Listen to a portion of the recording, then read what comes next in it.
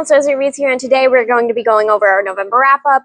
I'm not going to lie to you guys, I only read about like 9 books this month. It's been a horrible reading month. I have not been reading shit for the last probably 2 weeks. I have been struggling so hard with even picking up a book. But also, like, this month's just been so much of a whirlwind. I feel like I can't focus on reading. And I'm just in, like, the biggest book slump of my life. Like, I thought I was in a rut before. But no. This is, like, depressing.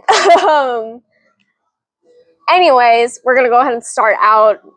I started reading Kale by Victoria Ashley, which is the 3rd book in the Walk of Shame series. I'm not going to lie to you, I remember shit about it because that was at the beginning of the month, and as I said, this month has been, and I just have been unable to focus or even process what's going on, so you're not going to get any sort of fucking description for that.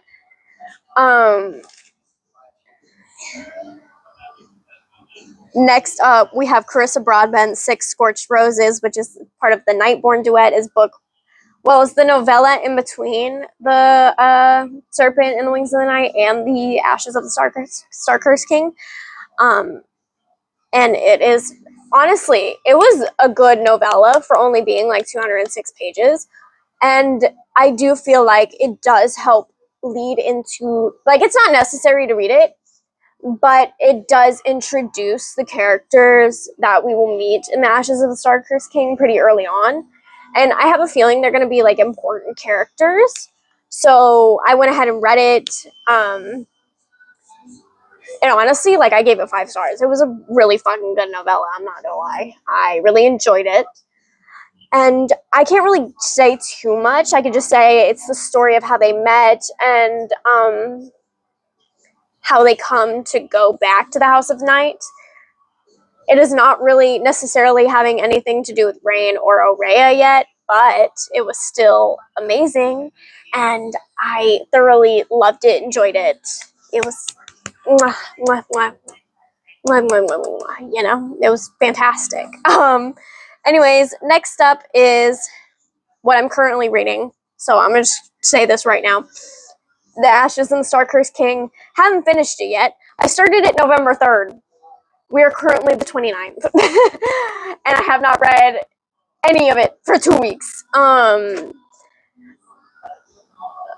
It's just, I don't know. I can't get into it. I feel like I understand what people say about this book is that with the first book, you're watching 2 people fall in love, and then with the second book, you know, everything's kind of gone, and you have to watch them rebuild their romance, and it's kind of just like, why? Why did we have to do this, you know? Like, I feel it unnecessary. I feel like the book could have gone any other sort of way. But I am going to try to finish it eventually. Just give me a moment, okay? Because I'm just like, ugh. I don't know. I still love the series. Like, it's a good series. It's just the second book is kind of killing me to read. But, super excited because the 3rd book just came out in the Nyaxia series. So, I don't remember what that one's called, but it's Misha's book. So, I am going to be reading that. I just have to finish this one first. But, dear Lord, it's taking me a minute. Next up is Alicia Thompson's romance novel, The Art of Catching Feelings, which is 350 pages. I rated it 2.75 stars. So essentially, the book is about this girl named Daphne. She meets this guy named Chris. Okay. But it's not my favorite book. So the whole premise of the book is that Daphne goes to this baseball game. She's recently divorced, you know. I feel like I've already told you a little bit about it, but I'm going to just refresh your memory. She goes to this baseball game because these were her ex-fiance's ex-husband's tickets. I can't remember what he was, honestly. I think it was an ex-fiance, but I'm pretty sure that she took the tickets because she was like being petty, whatever. I would do the same shit. we're not together anymore. You're not getting the baseball tickets. She went to the game. She didn't know what to do at the game because she doesn't follow baseball like that. And honestly, same. So she ends up heckling the player named Chris, and because she thinks that's what you're supposed to do. And no, honestly, heckling's rude. That was pretty secondhand embarrassment moment for me, but whatever. Anyways, after the whole incident, because it went viral online, she ends up reaching out to Chris, apologizing, but she doesn't say who she is, and it kind of just starts this online friendship. But he doesn't have a clue who she is, and it's kind of just like catfishing. And then she meets him in real life, but he knows she's the heckler in real life, but he doesn't know that she's texting him online too. So it's kind of like this whole, I don't know, it's just like this whole thing, and I don't know. It wasn't my favorite romance novel. As I've said before explicitly, wholesome romance novels, well, it's not necessarily wholesome, it's angsty. It has its moments of tension, it has its moments of depressing shit, but it's overall, I just quit, stop, quit it. I love you, I know, but y'all can't fight on top of me. I can't do this. Yeah, anyways, like, it's just this, it's crazy, because like that stuff, like, I don't know, I'm just not feeling like the cheesy rom-coms anymore for whatever reason. I don't know. I feel like I just need something thicker that I need to process, take in deeply and emotionally, but also at the same time, I don't know if that's what I need, because I'm trying to read The Ashes and Starker King and I just can't. I don't know. So next up, we had Victoria Ashley Stone, which is Walk of Shame, book 4. Again, the Walk of Shame series, every single time I mention it, I'm going to have to be like, don't remember a single thing about it, because it's honestly just something to pass the time while I'm at work. Quit. I listen to the audiobooks while I'm at work, just so that, like, okay, I'm entertained also while I'm trying to do my shit, because honestly, I work in a space where, yes, I am distracted like 24/7. I go from the front of the house to the back of the house, but when you're in the kitchen, it's quiet as fuck, because you're the only one in the kitchen. So basically, I just need something to entertain myself while I'm doing my shit, because I cannot stay in the quiet. It's annoying. I can't do it. Quit. Stop it. They hear a dog outside, so they're barking and they're being noisy and annoying. Yes, I know. I love you too. I love you too. I love you both. Yeah, I love you too, Annie. Just making sure you get on this Nobody's Left Behind. Yeah, you're such a good girl. And you guys are good boys, even though you get on my nerves sometimes. Okay, can mommy finish her video? Can mommy finish her video and then I'll show you attention after? So yeah, because mommy's been working all day.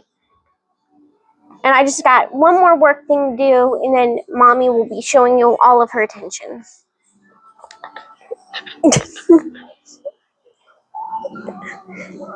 Snowman wants to be a part of it. Okay, so Snowman's going to be part of it. Next up is Katie McDonald's Falling for Real. Okay, so there's a story behind why I read this one. It is a short, like 30 pages of nothing. It's just a little romance story between two actors, and we were at the tire shop, so that's why I read that one. Honestly, it's nothing of significance. It was good for the moment. I don't remember a single thing about it. As I said, it was 30 pages. Not that much to fill with 30 pages. Yeah. Anyways, Victoria Ashley Sticks, Walk of Shame, 5. I gave it 3 stars. Yeah, don't remember that one either, even though that was the last one I read, and that's the one that should be in my head the most, but it's not. Next up is Ouran High School Host Club, Volume 13 and 14. I read them back to back by Bisco Ettore. So good. The drama we've been getting for the last 2 volumes, so good. So good. The drama, the tension, everything about it is just, ooh, wow. I don't know. It's kind of insane what's been going on like the last, because the love square has turned into a love triangle, and it's slowly just, we've got 4 more volumes left, so it's slowly just obliterating, going from a square to a triangle, and now it's just going to be 2 in the next few volumes when Tamaki figures out his feelings. But until then, we're still in the love triangle. And when Tamaki realizes feelings, Hikaru will back off, and I know once he realizes what's, I don't know, it kind of hurts my heart because I love Gaoru and Hikaru, and I want them to be happy. Same with Tamaki. I mean, Tamaki's like my least favorite out of the 3, but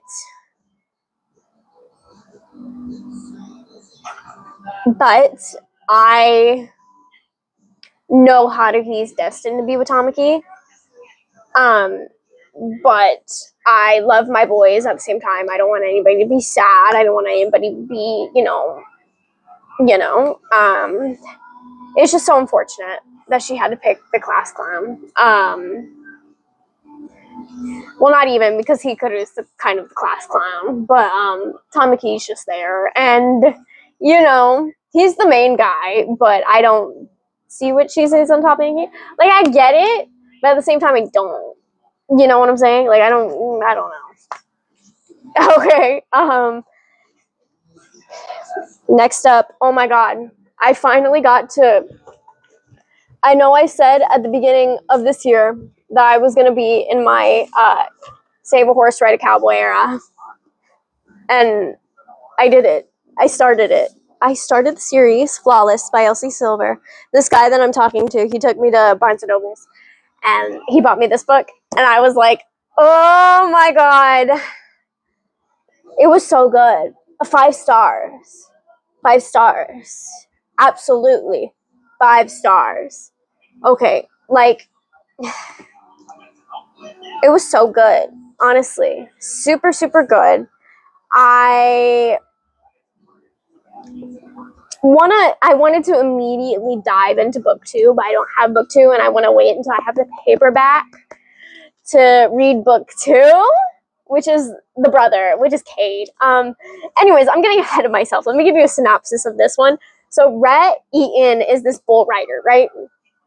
And he's kind of crazy. He got into some trouble with his like PR team, and so his agent is like, okay, well, I'm gonna have somebody babysit you. And the guy, his agent, basically sends his daughter to babysit Rhett. And it was so funny because at first Rhett didn't like Summer at all, but he was trying to be a gentleman about it still, which honestly I respect that.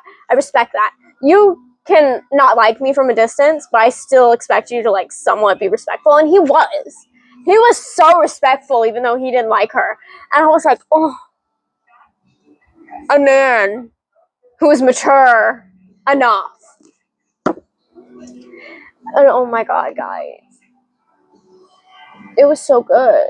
Like, the whole romance aspect of it was beautiful, amazing. Like, I wanted to be in this book, and by like page 150 I was looking up fan art, so that should tell you everything that it needs to tell you.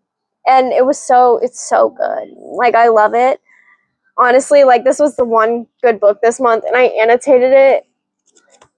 Oh, this was a favorite this year for sure. And I'm happy I could get in my save a horse, ride a cowboy era before this year could end, because I know at the start of the year I said I wanted to be in this era. So that being said, I'm so happy. I'm so happy I actually did what I set out to do. Because initially I was like, there's no way I'm going to get to it. There's no way I'm going to get to it. And then I did. And I was happy with myself. And oh my God, I can't wait to buy book 2. I love it so much. The characters are so lovable. Like, you meet the brothers. Everything is so found family. But at the same time, not found family. Like, the brothers are so sweet. Like, as the series will go on, we'll see more of, like, the brothers, I'm sure.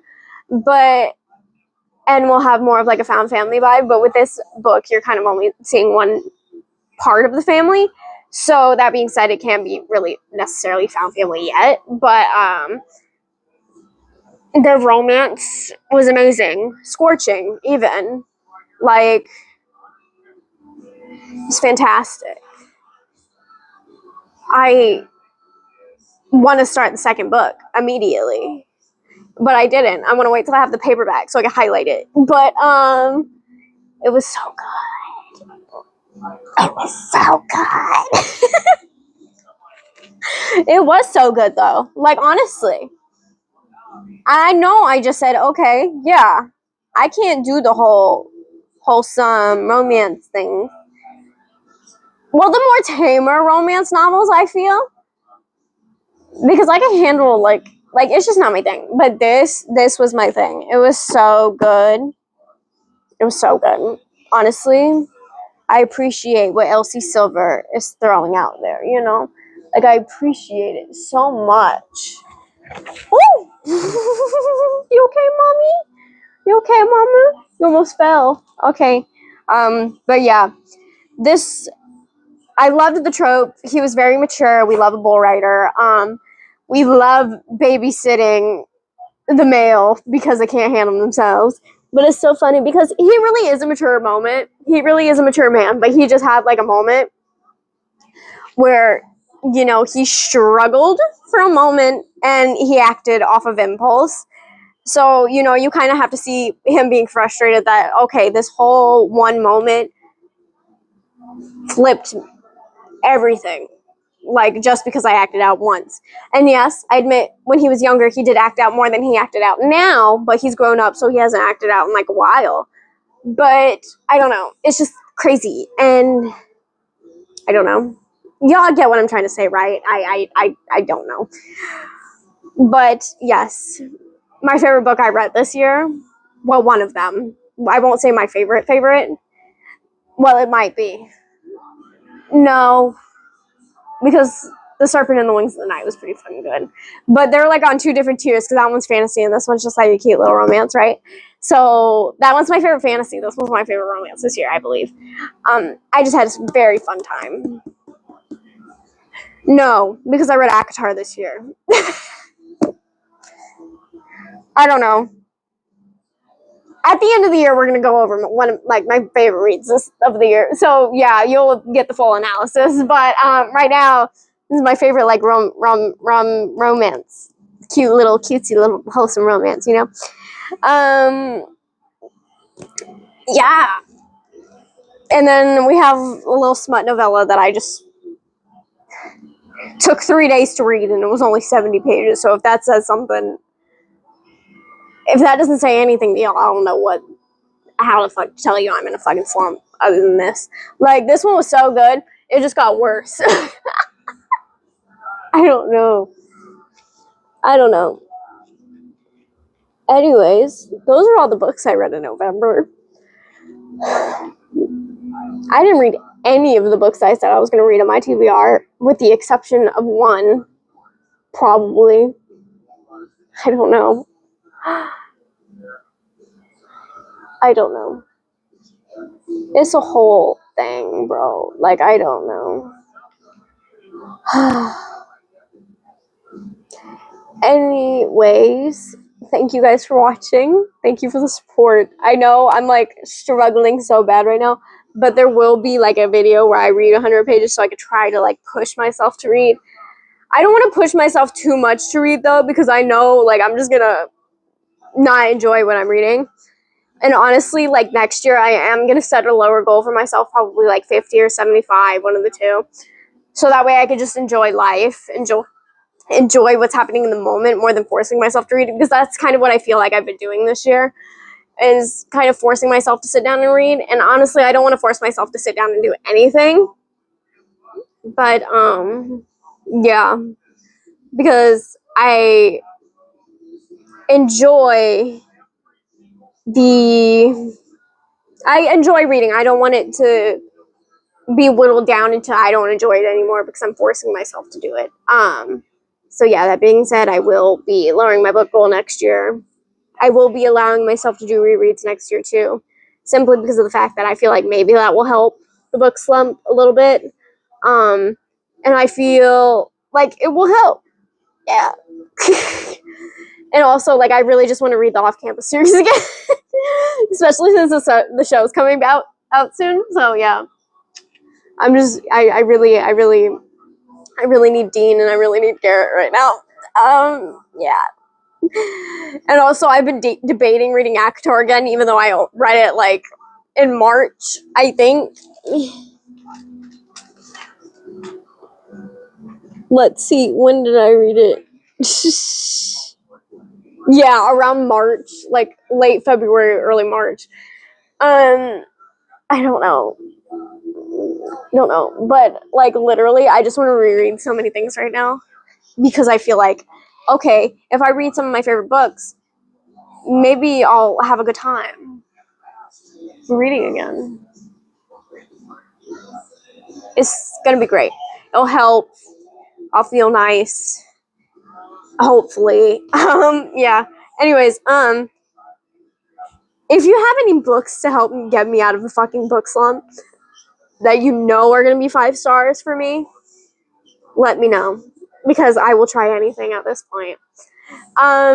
Anyways, I'm gonna warn y'all, first and foremost, that I am unsure if I'm gonna reach my reading goal this year, which kills me.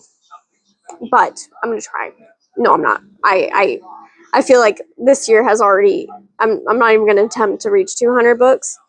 Like it's kind of a moot point because I'm 75, around 70 pages books behind, and I don't want to stress about being behind. I don't know. Anyways, I'm going to quit rambling. Thank you guys for watching again. If you have any books that will help get me out of a fucking book slump, let me know. I will read them, hopefully, sometime soon, if I feel like it, because I'm not going to force myself, as I said, to read. I'm going to try to read Throne of Glass soon, though, because I feel like maybe that will help me get out of it, too.